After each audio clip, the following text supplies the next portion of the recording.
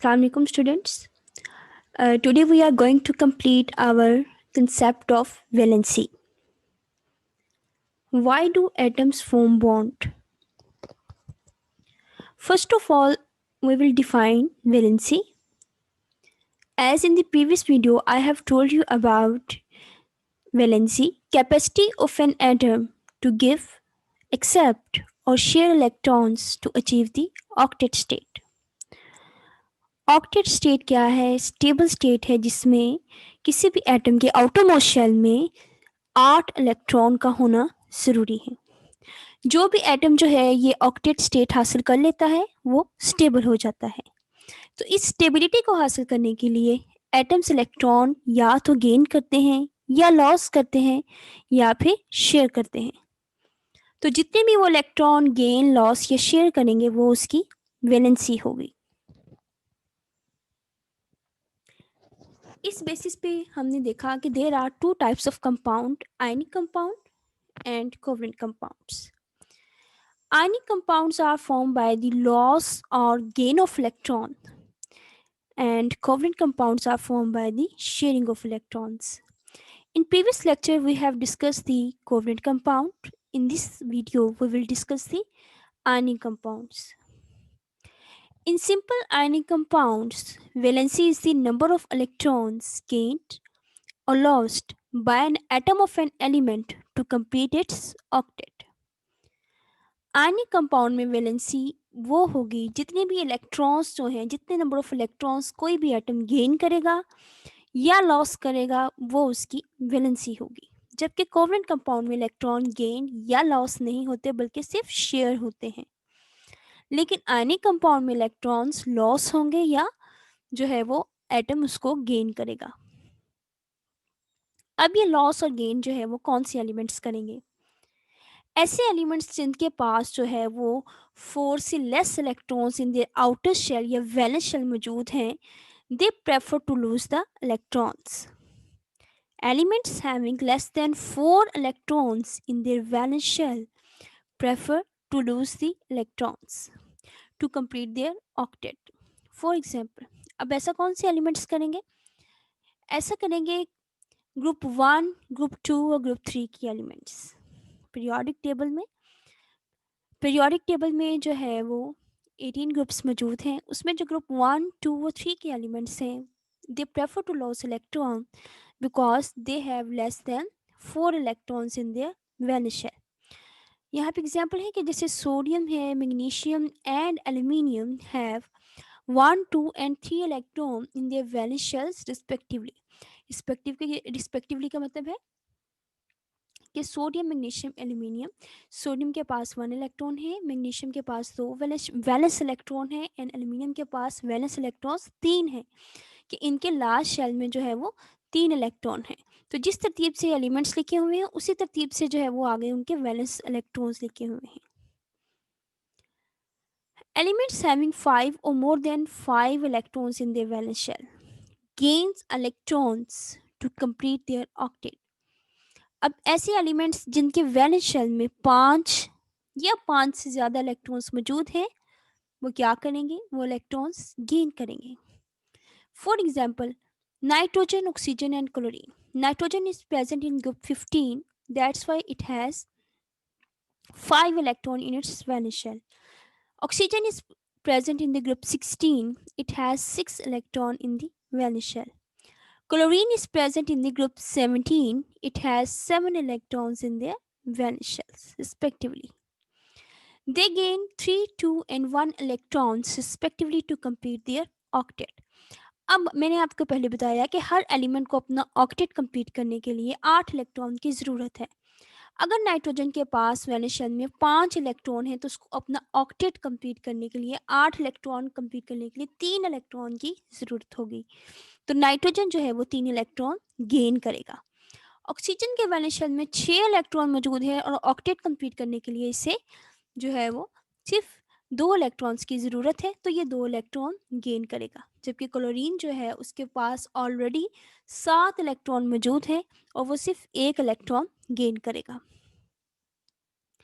यहाँ पे एग्जाम्पल है सोडियम क्लोराइड की फॉर्मेशन की. Sodium is present in group 1 it has only it has only one electron in the valence shell. Valence shell में इसके पास सिर्फ एक इलेक्ट्रॉन है. तो अब क्या है कि ये 4 से लेस इलेक्ट्रॉन्स हैं, तो ये क्या करेगा, सोडियम जो है वो इलेक्ट्रॉन लॉस करेगा. अब क्लोरीन के वैलेंस शेल में यहाँ आप काउंट करें 1 2 3 4 5 6 and 7. Chlorine has 7 electron in the valence shell. तो क्या करेगा, अब क्लोरीन जो है उसको एक इलेक्ट्रॉन की ज़रूरत है टू कंप्लीट इट्स ऑक्टेट.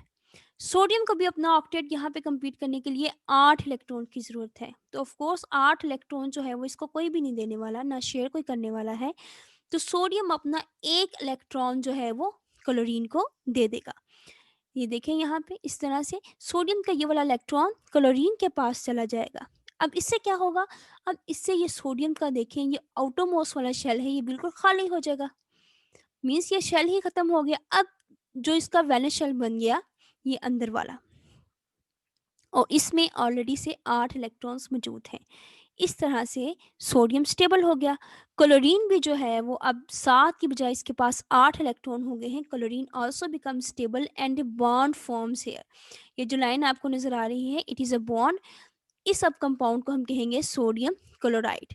अब सोडियम ने चूंकि एक इलेक्ट्रॉन क्लोरीन को दिया है, तो सोडियम की वैलेंसी भी एक है और क्लोरीन की वैलेंसी भी एक है, क्योंकि क्लोरीन ने भी एक ही इलेक्ट्रॉन गेन किया है और सोडियम ने भी एक ही इलेक्ट्रॉन जो है वो लॉस किया है. दोनों की वैलेंसी यहाँ पर 1 है. This is an atom of magnesium. अब मैग्नीशियम के जो वैलेंस शेल यहाँ पे देखें, वैलेंस शेल में जो है आउटरमोस्ट शेल में 1 and 2 electrons are present in the outermost shell. अब मैग्नीशियम को अपना ऑक्टेट कंप्लीट करने के लिए इट नीड्स 6 इलेक्ट्रॉन्स. तो अब ये 6 इलेक्ट्रॉन इसको कौन दे, या तो किसी के साथ ये शेयर करे, या ये किसी से हासिल करे, या इसके पास थर्ड ऑप्शन ये है कि अगर इसे कोई भी इलेक्ट्रॉन नहीं देता तो अपने ये दोनों इलेक्ट्रॉन भी लॉस कर दे. तो ऑफ कोर्स इसे यही ऑप्शन अपनाना होगा कि ये अपने जो है ये लास्ट वैलेंस शेल में ये जो 2 इलेक्ट्रॉन है इसको दे दे, किसी को भी जो है किसी दूसरे एलिमेंट को दे दे, और ख़ुद जो है ये अपना ये शेल जो है वो ख़त्म कर देगा, और इसका जो है ये सेकंड शेल जो है वो आउटर मोस्ट शेल बन जाएगा. तो इस तरह से जो है magnesium will achieve the octet state. Now here is the periodic table. Periodic table में जो वर्टिकल लाइंस हैं, vertical lines are called the groups and the horizontal lines are called the periods. जो ग्रुप्स हैं those are the group number 1 to 18. Group 1 to 18. अब ये यहाँ पे देखें group 1 to group 13 14 group 13. Group 13 तक जो है ग्रुप 1 के जो वैलेंस शेल में इलेक्ट्रॉन मौजूद हैं वो ओनली 1 इलेक्ट्रॉन है. ग्रुप 2 के जो वैलेंस शेल में इलेक्ट्रॉन मौजूद हैं वो 2 इलेक्ट्रॉन्स हैं. ग्रुप 13 के वैलेंस शेल में जो इलेक्ट्रॉन्स कितने मौजूद हैं 3. 14 के वैलेंस शेल में 4 इलेक्ट्रॉन्स हैं. 15 के वैलेंस शेल में 5 इलेक्ट्रॉन्स हैं. 16 के 6, 17 के 7, and here are the noble gases which are stable. अब देखें ग्रुप नंबर क्या वैलेंसी के साथ जो है वो एक लिंक है. जो ग्रुप नंबर होता है उतने ही उसमें जो है वो वैलेंस इलेक्ट्रॉन्स मौजूद होते हैं, उसी के लिहाज से जो है वो उसकी वैलेंसी होती है. यहाँ पे नोबल गैस 8, यहाँ पे ग्रुप लिखा हुआ 8. Basically this is the old numbering. Group 1 2 3 4 5 6 7 8 ये ओल्ड नंबरिंग है. ओल्ड नंबरिंग के 1A 2A 3A 4A 5A. लेकिन हम जो मॉडर्न जो है वो करते हैं, मॉडर्न नंबरिंग में हम 13 14 15 16 17 18 यूज़ करते हैं. लेकिन जो प्रीवियस नंबरिंग थी वो 13 की जगह 3 थी, 14 की जगह 4, 5 6 7 8 इसी तरह से. अब वैलेंसी भी क्या है कि जितने जो है वो इलेक्ट्रॉन उसे चाहिए अपना ऑक्टेट कंप्लीट करने के लिए, उतने ही वो उसकी वैलेंसी होगी. अब देखें ये यहाँ पे एक टेबल है वैलेंसी का. आपने इस टेबल को लर्न करना है. तमाम एलिमेंट या रेडिकल. रेडिकल क्या होता है, a group of atom having charge on it. A group of atom having charge on it. For example ammonium. Ammonium is a radical. देखिए group of atom NH4, total कितने atom है यहाँ पे? 4 जमा 1, 5 atom जो है वो यहाँ पे मौजूद हैं। यहाँ पे देखिए हाइड्रोनियम आयन, थ्री थ्री तीन हाइड्रोजन के और एक ऑक्सीजन का, टोटल 4 एटम है। It's a group of atom which is having charge on it. It may be positive charge, it may be negative charge. तो इन तमाम की जो है वो वैलेंसीज आपने लर्न करनी है और उसके साथ साथ उसके symbol. Here you must note one thing that copper, mercury and iron, और इसी तरह यहाँ पे phosphorus, these have two valences। Copper की भी 1 और 2 है, मर्क्यूरी की 1 और 2, आयरन की 2 एंड 3। ऐसा क्यों? Some elements show more than one valency, which is they have variable valency। कुछ एलिमेंट्स की एक से ज़्यादा वैलेंसी होती है जिसको हम कहते हैं वेरिएबल वैलेंसी। ऐसा क्यों होता है? Because different elements have different combining capacity to form the different molecules. यानी कि डिफरेंट कंपाउंड बनाने के लिए एक एलिमेंट्स जो है उस मुख्तलिफ तरीक़ों से कंबाइन करता है। मिसाल के तौर पे फेरस, आयरन की यहाँ पे एग्जांपल लेते हैं। अभी हमने देखा कि आयरन दो वैलेंसी शो करता है, 2 और 3। आयरन सल्फेट, आयरन जो है वो फेरस सल्फेट FeSO4 एक कंपाउंड बनाता है। आयरन दो तरह के कंपाउंड बना सकता है। एक ही कंपाउंड बनाता है फेरस सल्फेट, इसमें वैलेंसी ऑफ आयरन इज 2।